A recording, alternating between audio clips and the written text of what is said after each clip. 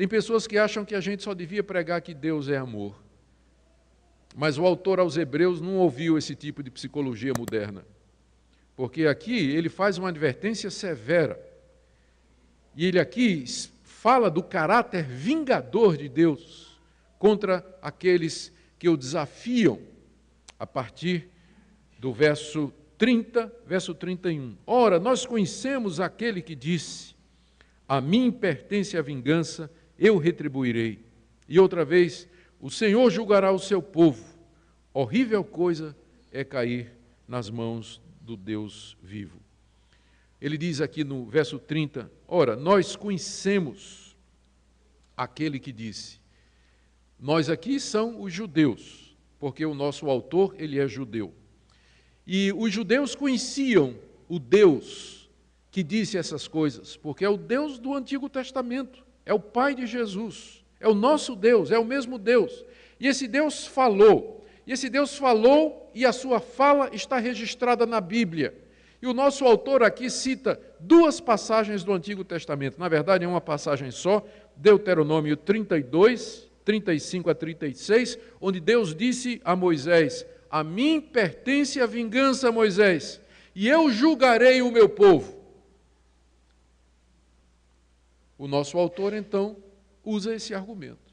Ele diz: vocês sabem quem é Deus, não sabem? Vocês que estão sendo tentados a apostatar, vocês sabem quem é Deus, vocês conhecem a Deus, é aquele Deus que disse que ele se vingará dos seus inimigos e que ele vai começar julgando o seu próprio povo. Vocês conhecem esse Deus?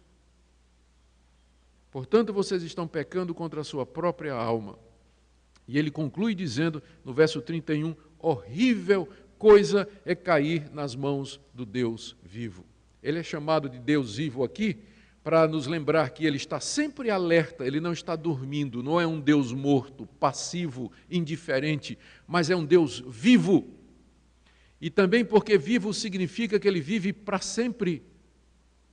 Se você caísse nas mãos de um Deus que vivesse o mesmo tempo que você vive, um dia seu sofrimento ia acabar. Mas cair na mão de um Deus vivo, que vive para todo sempre, o seu sofrimento é eterno. Esse Deus vivo pode lhe fazer feliz eternamente, mas ele também pode fazer você sofrer miseravelmente eternidade afora. Por isso que é horrível cair nas mãos do Deus vivo. Depois que você pisou o filho dele, e desprezou o sangue do filho dele, e ultrajou o Espírito da graça. A quem essa palavra se aplica hoje? Essa advertência tem algum valor para nós hoje? Sim. Se aplica sim. Os apóstatas sempre existiram. Eu penso, por exemplo, nos liberais que estão dentro das igrejas bíblicas. Os liberais que negam a palavra de Deus, que negam a divindade de Jesus, que negam que ele morreu pelos nossos pecados, que negam a ressurreição de Jesus de entre os mortos, e que estão nos nossos seminários, ensinando uma outra religião que não o cristianismo. Para mim, os liberais são o melhor exemplo de apóstata nos dias de hoje. Eles se declaram pastores, são mestres de teologia, doutores em teologia, mas, na verdade, eles apostataram há muito do verdadeiro Deus e se enquadram aqui nessa advertência. Eu penso também nos membros das seitas. A maioria dos membros de seitas, um dia, foram de igrejas evangélicas. Um dia, aquela pessoa recebeu na porta da sua casa alguém dizendo: eu queria só compartilhar aqui um folheto, dizer alguma coisa. Sim, vamos entrar. E aí a pessoa, o falso profeta entra, começa a conversar e desvia aquela pessoa da verdade. Ele vai agora para uma seita, onde lá ele vai aprender que Jesus não é Deus, que Jesus não morreu pelos nossos pecados, que a Trindade não existe. Muito membro de seita é apóstata. Um dia conheceu plenamente a verdade e abandonou essa verdade. Eu penso também em pessoas que nasceram no lar evangélico, foram criados na igreja, desde criança, ouviram a verdade do Evangelho. Adolescentes ouvindo, domingo após domingo, a palavra de Deus. Jovens ouvindo, domingo após domingo, a palavra de Deus, e outras vezes durante a semana, mas numa certa altura toma uma decisão deliberada, proposital: eu não quero, eu não creio, eu quero viver a minha própria vida, e vira as costas e vai embora. Eles estão rejeitando a única coisa que de fato poderia salvá-los. E, portanto, já não resta mais sacrifício pelos seus pecados. Eu termino aqui com uma palavra para os que estão sendo tentados a apostatar. A tentação da apostasia é constante. Não pense que isso aqui está longe de você. Isso está mais perto do que você pensa. Lembre-se da grande quantidade de pessoas que um dia estiveram nas igrejas e que hoje não estão mais. Pense nisso. Então, minha primeira palavra é para você que se diz cristão, mas que negligencia os meios de graça, que não persevera, que não luta. Ler a Bíblia todo dia, orar a Deus, buscar comunhão com Deus, procurar ter comunhão com os irmãos, são os meios que Deus nos deixou para que nós ficássemos firmes, para que a gente não caia dessa situação.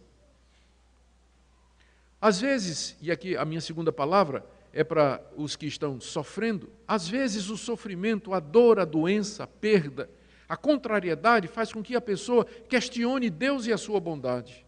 E não são poucos os que viraram as costas para Deus porque acharam que Deus foi injusto com eles. Algum desastre, alguma tragédia pessoal na sua vida. E aqui uma palavra especial aos jovens que vão para as universidades. As estatísticas nos Estados Unidos dizem que mais da metade dos jovens evangélicos que entram nas universidades se tornam ateus ou agnósticos ou desigrejados. É um lugar onde a sua fé vai ser testada. É um lugar onde você vai ter professores agnósticos, materialistas, ateus, que vão tentar arrancar a fé do seu coração. Você tem que se preparar para isso. A apostasia é uma coisa muito real. E, por fim, para aqueles que acham que esse tipo de mensagem não cabe, que a gente tem que falar do amor de Deus, da misericórdia de Deus. Queridos, a tarefa do pastor é dizer o que Deus diz. Eu não posso me calar quando Deus fala, e também não posso falar quando Deus se cala. E aqui ele está falando, é uma advertência severa, é uma advertência séria para a igreja, contra a apostasia, contra esse perigo real que as pessoas correm de, pressionadas por circunstâncias diversas, virar as costas para Deus e esquecer que só em Jesus nós temos salvação. Um dia Jesus virou-se para os seus discípulos e perguntou: vocês também querem me abandonar? Porque muitos da multidão que seguiam Jesus quando Jesus multiplicava pão, mas quando Jesus começava a pregar, eles iam embora. Aí Jesus então perguntou para os seus discípulos: vocês também querem me abandonar? E qual foi a resposta de Pedro? Senhor, para onde iremos nós? Tu tens as palavras de vida eterna. Fique firme nessa convicção. Horrível coisa é cair nas mãos do Deus vivo.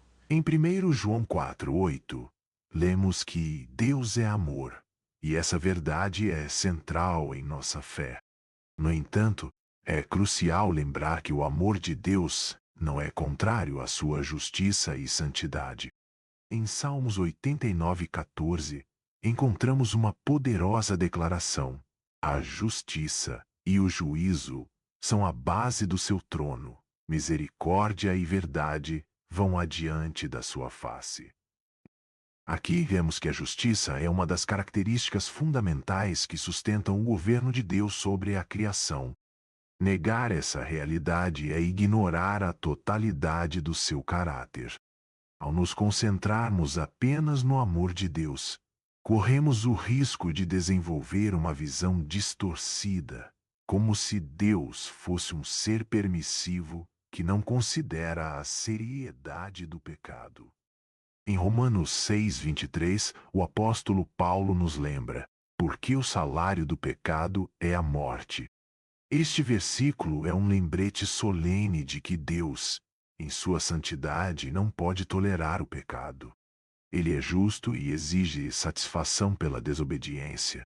Portanto, é vital que reflitam: estou reconhecendo a seriedade do pecado em minha vida? Estou levando a sério a necessidade de arrependimento? Além disso, a justiça de Deus não age de forma arbitrária. Em Êxodo 34, 6-7, lemos sobre o caráter de Deus, onde ele se apresenta como misericordioso e gracioso, muito compassivo e verdadeiro.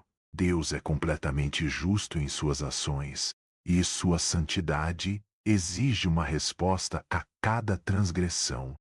Esse equilíbrio entre amor e justiça assegura que, enquanto Deus é um Deus de amor, ele também é um juiz que não pode ignorar a maldade. Vivemos em uma cultura que frequentemente se recusa a aceitar a ideia de um Deus que pune o pecado. A sociedade grita por um Deus que seja apenas amor, mas, como cristãos reformados, não podemos distorcer a natureza de Deus para se adequar às nossas preferências. Em Hebreus 10, 31, lemos que horrenda coisa é cair nas mãos do Deus vivo. Essa é uma advertência que devemos levar a sério. Precisamos compreender que a graça de Deus é imensa, mas que essa graça existe em meio a uma estrutura de justiça divina.